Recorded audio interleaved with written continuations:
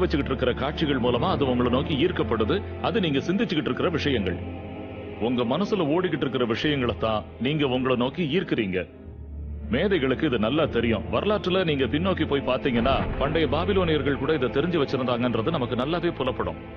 உலகத்துல சம்பாதிக்கப்படுற மொத்த பணத்துல 96% மக்கள் தொகையில 1% இருக்கிறவங்க ஈட்டுறதுக்கு என்ன காரணம்? இத ஒரு விபத்துன்னு நினைக்கிறீங்களா? நிச்சயமா இது ஒரு விபத்து இல்ல. அது அப்படி வடிவமைக்கப்பட்டிருக்கு. அவங்க ஏதோ ஒண்ணு புரிஞ்சு வச்சிருந்தாங்க. அதுதான் அந்த ரகசியம்.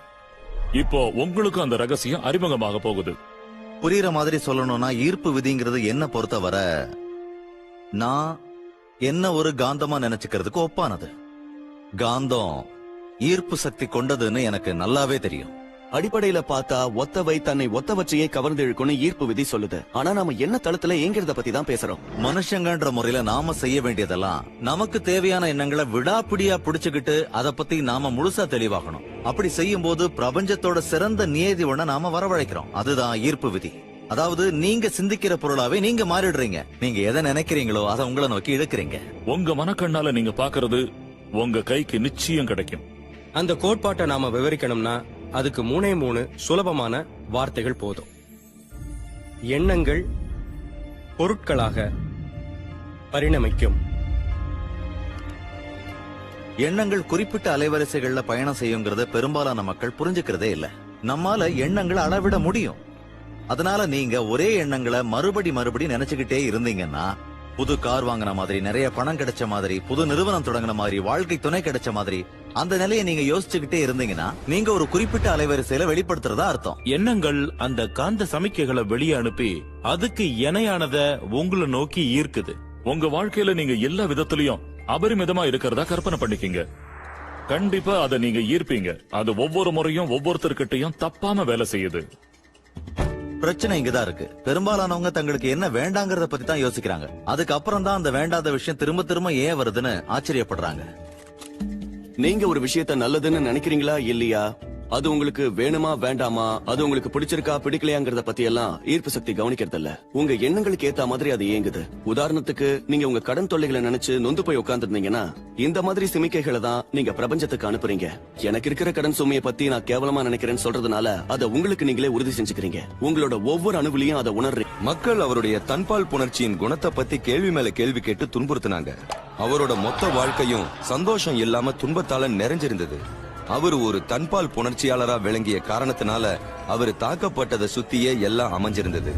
தனக்கு வேணான்னு அவரு நினைக்கிற விஷயத்து மேலதான் அவர் முழு கவனத்தையும் செலுத்துறாருன்னு நான் சுட்டி காட்டினேன். அவரு எனக்கு அனுப்பின மின்னஞ்சலை நான் அவருக்கே திருப்பி அனுப்பி, இத படிச்சு பாருங்க, இத பத்தி நீங்க உணர்ச்சி வசப்படுறத என்னால உணர முடியுது.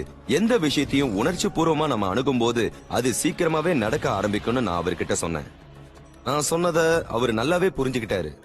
அதுக்கப்புறம் அவரு தான் மனசார விரும்புற விஷயங்கள்ல தன்னோட கவனத்தை உண்மையாவே செலுத்த தொடங்கினாரு.